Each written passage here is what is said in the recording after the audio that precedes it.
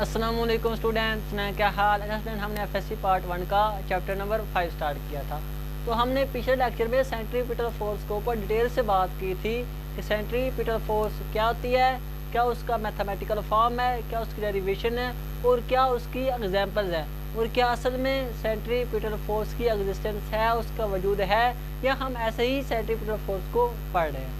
तो आज हम देखेंगे उसी सेंट्रीपिटल फोर्स में से जो इम्पोर्टेंट एमसीक्यूज और न्यूमेरिकल बोर्ड्स में और ईकैट और एमकैट में रिपीट होते हैं, हम उनको देखेंगे। तो आपको फील आ जाएगा कि सेंट्रीपिटल फोर्स क्या है। तो मेरा नाम जहीद इमरान और आपका ये चैनल फिजिक्स एकेडमी। तो चलें शुरू करते हैं हम एमसीक्यूज और न्यूमेरिकल को। तो स्टूडेंट, पहला जो एमसीक्यूज वो कहता है, वो ये पूछ रहा है कि हमारे पास सपोज करो अगर कोई ऑब्जेक्ट वर्टिकल सर्कुलर पाथ के ऊपर मूव कर रहा है, वर्टिकल सर्कुलर में पाथ के ऊपर मूव कर रहा है। ये हमारे पास वर्टिकल सर्कल होता है, और ये हमारे पास अगर इस तरह का हो, अगर इस तरह का सर्कल हो ऐसे, तो इस सर्कल को हम कहते हैं हॉरिजॉन्टल सर्कल। क्या मतलब कि जिस सर्कल के हर पॉइंट का अर्थ से सेम डिस्टेंस हो, वो हमारे पास ऐसे हो, बिल्कुल ऐसे, ऐसे उस सर्कल का अर्थ से या जो भी रेफरेंस पॉइंट हो वहाँ से सेम डिस्टेंस हर पॉइंट का हो, तो उस सर्कल को हम कहते हैं हॉरिजॉन्टल सर्कल। और ये हमारे पास जो वर्टिकल इस तरह का सर्कल होता है वो हमारे पास होता है वर्टिकल सर्कल। अब वो कहता है, पहला क्वेश्चन उसका ये है कि वो ये कह रहा है कि बताओ अगर कोई ऑब्जेक्ट वर्टिकल सर्कल के ऊपर मूव कर रहा है तो जो टेंशन की वैल्यू है, टेंशन उस, ये हमारे पास कोई रस्सी है, ये ऑब्जेक्ट बांधा हुआ है इस रस्सी के साथ। तो वो कहता है कि बताओ इस टेंशन की क्या वैल्यू होगी इस रूप में मैक्सिमम हाइट के ऊपर। अगर कोई ऑब्जेक्ट वर्टिकल सर्कल के ऊपर मूव कर रहा है तो वो कहता है बताओ मैक्सिमम हाइट के ऊपर उस ऑब्जेक्ट की टेंशन की वैल्यू क्या होगी। तो नीचे वो ऑप्शन भी देता है।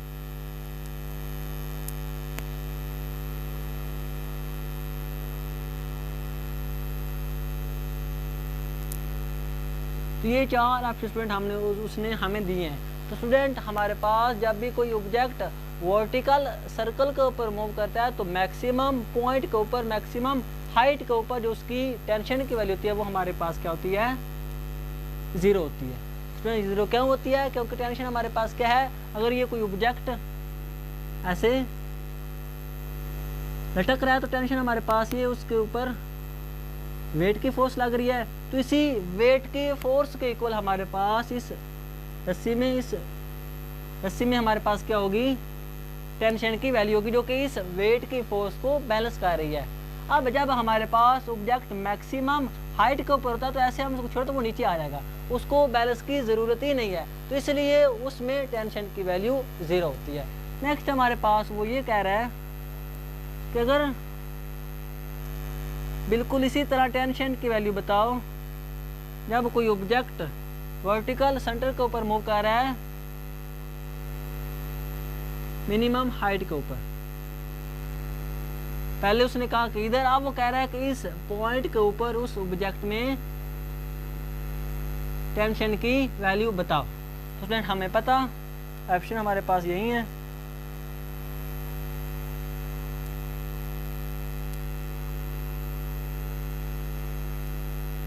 तो स्टूडेंट, जब ऑब्जेक्ट वर्टिकल सर्कल में अपनी मिनिमम हाइट के ऊपर होगा तो उस वक्त उसमें जो टेंशन की वैल्यू होगी वो मैक्सिमम होगी। और मैक्सिमम टेंशन की वैल्यू हमारे पास कितनी होती है, किसी भी ऑब्जेक्ट के वेट के इक्वल, किसी भी ऑब्जेक्ट के वेट के इक्वल। तो हमारे पास मैक्सिमम टेंशन क्या होगी, किसी भी ऑब्जेक्ट के वेट के इक्वल। क्योंकि अब हमारे पास ये वेट इधर, तो हमारे पास ये टेंशन की फोर्स उसको बैलेंस कर रही है, इसलिए हमारे पास टेंशन की फोर्स मिनिमम हाइट के ऊपर मैक्सिमम होती है। अब जो तीसरा इंपॉर्टेंट एमसीक्यूज है वो ये कहता है कि बताओ वर्क की value by centripetal force. Option उसने हमारे पास दिए हैं।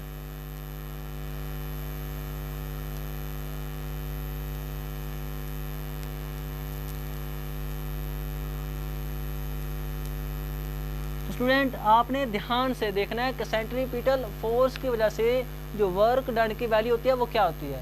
तो स्टूडेंट याद रखो, सेंट्रीपिटल फोर्स की वजह से जो वर्क की वैल्यू होती है वो 0 होती है। सेंट्रीपिटल फोर्स की वजह से ऑब्जेक्ट कोई भी वर्क नहीं करता, उसकी वैल्यू 0 होती है। अब देखते हैं कि सेंट्रीपिटल फोर्स की वजह से जो ऑब्जेक्ट सर्कुलर पाथ के ऊपर मूव कर रहा था उसकी वैल्यू क्यों 0 होती है।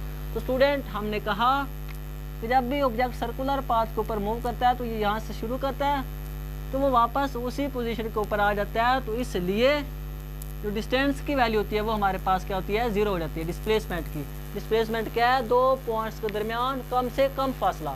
जब ऑब्जेक्ट सर्कुलर पाथ के ऊपर मूव करता है तो वापस उसी पोजीशन के ऊपर आ जाता है, तो इन दोनों पॉइंट्स के दरमियान कोई भी डिस्टेंस है ही नहीं, इसलिए उस ऑब्जेक्ट का डिस्प्लेसमेंट 0 हो जाता है। डिस्प्लेसमेंट 0 होने की वजह से हमारे पास क्या हो जाता है, वर्क भी 0 हो जाता है। पहली तो हमारे पास रीज़न ये है। दूसरी रीज़न हमारे पास ये है कि वर्क हमारे पास क्या होता है, एफ फोर्स और डिस्प्लेसमेंट का डॉट प्रोडक्ट होता है। अब अगर इनके दरमियान 90 का एंगल हुआ तो उस वक्त भी वर्क डन 0 होगा। जब ऑब्जेक्ट सर्कुलर पाथ के ऊपर मूव करता है तो उस वक्त सेंट्रीपिटल फोर्स और डिस्प्लेसमेंट के दरमियान एंगल क्या बनता है, 90 का, इसलिए वर्क डन 0 होता है। 90 का एंगल कैसे बनता है, अगर हम इसी पॉइंट की बात कर रहे हैं तो सेंट्रीपिटल फोर्स की डायरेक्शन ये होती है टुवर्ड द सेंटर, और जो डिस्प्लेसमेंट होता है वो किसकी डायरेक्शन में होगा, वो वेलोसिटी की डायरेक्शन में होगा। हमारे पास ये टेंजेंट है ना, टेंजेंट वेलोसिटी भी इस डायरेक्शन में, तो डिस्प्लेसमेंट भी हमारे पास इसी डायरेक्शन में होगा, इसलिए दोनों के दरमियान एंगल 90, तो उस वक्त भी हमारे पास क्या होगा, वर्क 0 होगा। तो ये आपने हमेशा याद रखना है कि सेंट्रीपिटल फोर्स की वजह से जो वर्क की वैल्यू होती है वो 0 होती है। सेंट्रीपिटल फोर्स कोई वर्क नहीं करती ऑब्जेक्ट के ऊपर, ये सिर्फ ऑब्जेक्ट को पकड़ती है और सर्कुलर पाथ के ऊपर मूव करवाना स्टार्ट कर देती है। तो क्या हुआ, वर्क की वैल्यू हमारे पास क्या आ गई, 0 आ गई। अब स्टूडेंट हमारे पास चौथा और इम्पोर्टेंट एमसीक्यूज है, वो कहता है कि अगर कोई ऑब्जेक्ट हॉरिजॉन्टल सर्कल के ऊपर मूव करे ऐसे ऐसे, तो उस वक्त हमारे पास टेंशन की वैल्यू बताओ।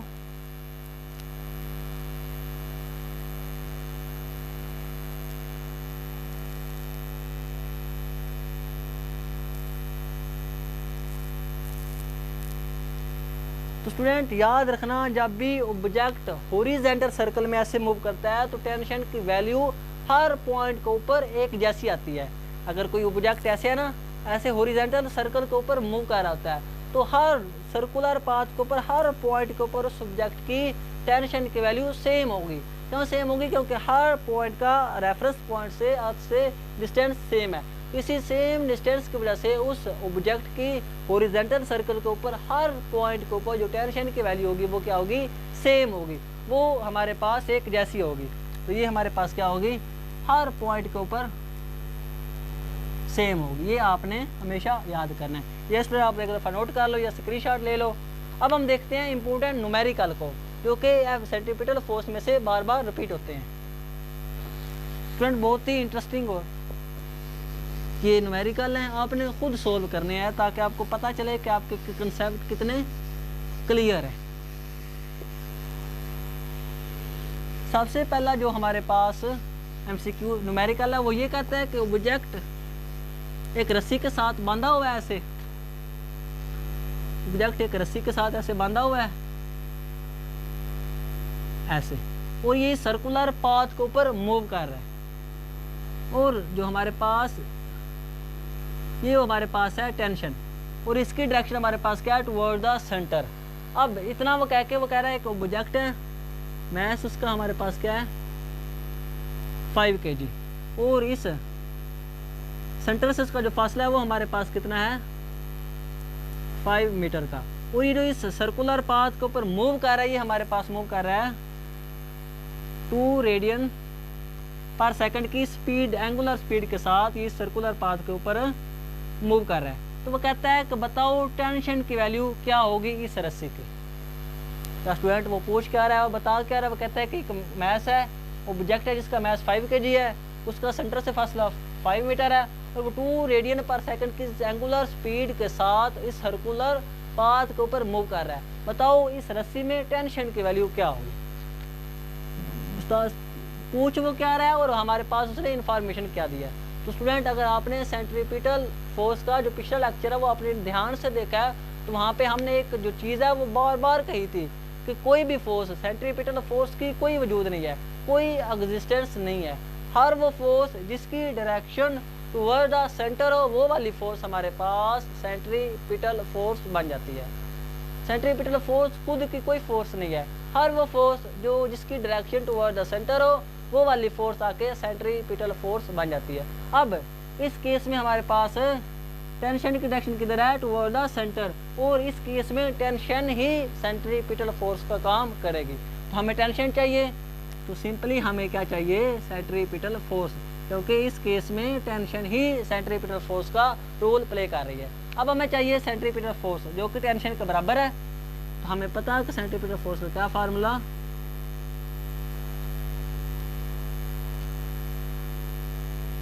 ये हम वैल्यू पुट कर देते हैं। ये हमारे पास 5 है, ये भी हमारे पास 5 और ये हमारे पास क्या है 4। ये हमारे पास क्या आ जाएगा, टेंशन की वैल्यू हमारे पास स्टूडेंट क्या आई 100 न्यूटन। 100 न्यूटन की टेंशन होगी इस रूप में, इस रस्सी में, जब 5 kg का ऑब्जेक्ट 5 मीटर के डिस्टेंस से 2 रेडियन पर सेकंड की एंगुलर स्पीड के साथ मूव करे, तो इस रस्सी में टेंशन की वैल्यू क्या होगी 100 न्यूटन, जो कि असल में सेंट्रीपिटल फोर्स ही होगी जो कि इस ऑब्जेक्ट को सर्कुलर पाथ के ऊपर मूव करवा रही है। अब हमारे पास जो दूसरा इंपॉर्टेंट और इंटरेस्टिंग न्यूमेरिकल है वो ये है, वो कहता है कि एक ऑब्जेक्ट है, ऐसे ही वो सर्कुलर पाथ के ऊपर मूव कर रहा है, तो वो कहता है कि सेंट्रीपिटल फोर्स की जो वैल्यू है वो हमारे पास है 5 न्यूटन, और हमारे पास जो इस पाथ के ऊपर वो डिस्प्लेसमेंट कवर करता है वो हमारे पास ये ले लें 5 मीटर का। तो वो कहता है बताओ ऑब्जेक्ट की जो किनेटिक एनर्जी में चेंज आया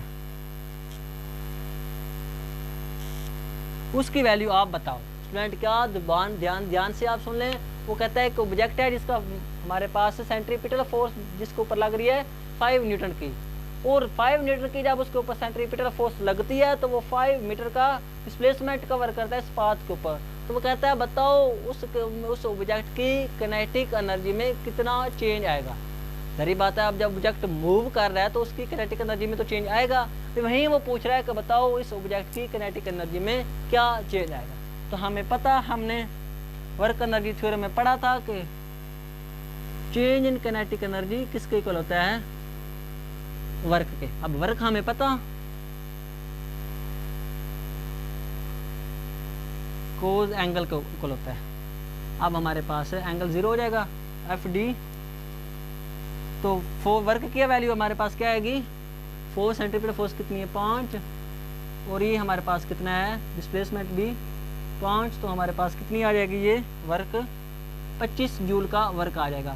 तो यहाँ से क्या पता चला कि चेंज इन किनेटिक एनर्जी की क्या वैल्यू आई 25 जूल। एक स्टूडेंट याद रखना, स्टूडेंट अक्सर ऐसा करते हैं, जब वो पूछता है कि बताओ चेंज इन किनेटिक एनर्जी क्या होगी, तो वो सारा वर्क निकाल के ऐसे रख देते हैं और इसके ऊपर आकर क्लिक कर देते हैं। तो स्टूडेंट याद रखना हमारे पास ये गलत है, क्योंकि चेंज इन किनेटिक एनर्जी की वैल्यू 0 होगी। क्यों वैल्यू 0 होगी, क्योंकि हमारे पास वर्क सेंट्रीपिटल फोर्स की वजह से क्या होता है 0 होता है। सेंट्रीपिटल फोर्स सिर्फ ऑब्जेक्ट को पकड़ती है और सर्कुलर पाथ के ऊपर मूव करवाना स्टार्ट कर देती है। उस हमारे पास उसकी वेलोसिटी में कोई चेंज नहीं आता, वो तो कांस्टेंट रहती है, इधर भी कांस्टेंट, इधर भी कांस्टेंट, इधर भी कांस्टेंट।